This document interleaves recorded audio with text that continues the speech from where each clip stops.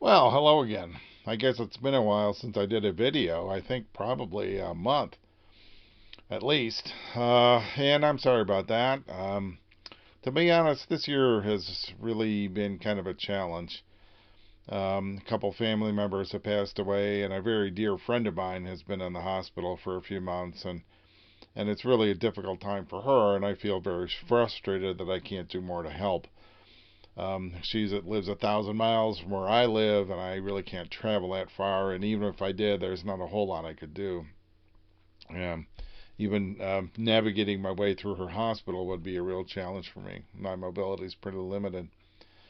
So anyway, I've been really stressed out these past few weeks, and I needed to take some time off and just reassess and think. And I had a good conversation with a friend of mine who's a very wise, intelligent, experienced human being, and she was able to give me a lot of good suggestions to keep myself from just kind of getting stuck in the mire of misfortune. And one of the things is it kind of leads me to the issue of when you're in a situation where you can't do much about it, like for example, me with my disability.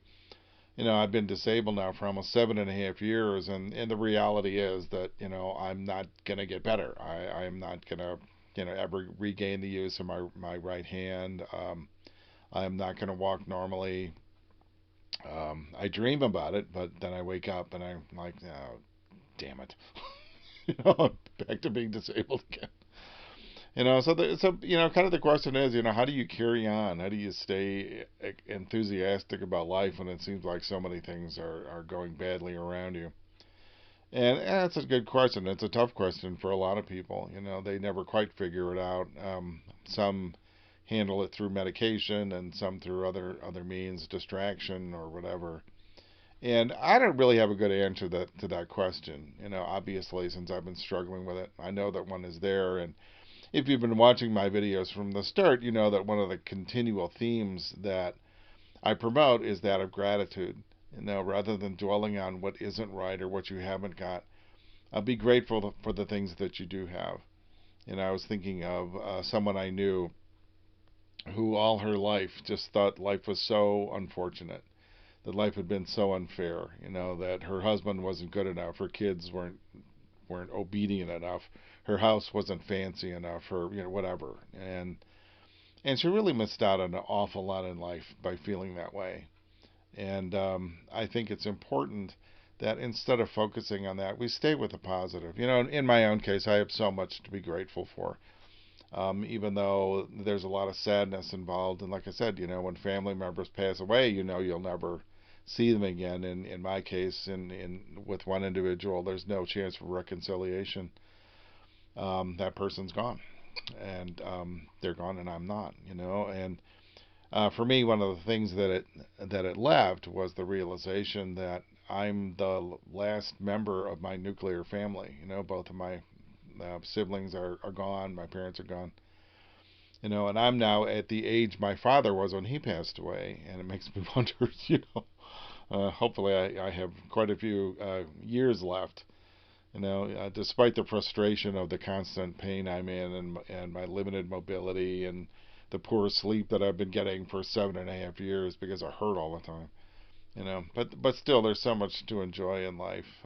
I have some plants here in my office, and just seeing new sprouts on them, and seeing them grow and flourish. And the friends that I've made through this website, I really appreciate. I have some people who email me on a regular basis. We trade a lot, and I'm really grateful for that. And frankly, I wish more people would do it. But anyway, the trick, I think, to staying positive in most situations is to stay grateful. Not that you don't try to get better, not that you don't work towards things to be better and just accept, oh, well, the roof fell in. I'm not even going to try and fix it because, hey, but just to think about all the things that are right in life. And I am a very fortunate guy in so many ways, as I've mentioned before. You're probably sick of hearing it. I love my wife so much. She's so good to me. She takes such good care of me. She never complains about my limitations, and even though I know she shares a lot of my frustrations, We could imagine that when we would retire that we'd travel a lot, and go places, and I really can't travel very far anymore. So sorry, sweetie. Anyway, so how do you get through tough times? I'm sure you've had a lot of frustrations. How do you keep motivated? There are other people who ask me that question. How do you stay motivated? And it's like, I don't know. I guess you just kind of keep going because what else are you going to do, right? So anyway, I'd love to hear your thoughts and your experiences and your insights. And leave a comment here or send me an email. In the meantime, you can like and subscribe and tell your friends because I'm pretty close to having 200 subscribers, and I'd sure like to pass that, get way past that, as a matter of fact. All right. Okay. So anyway, thanks for watching, and we'll see you again in the next episode.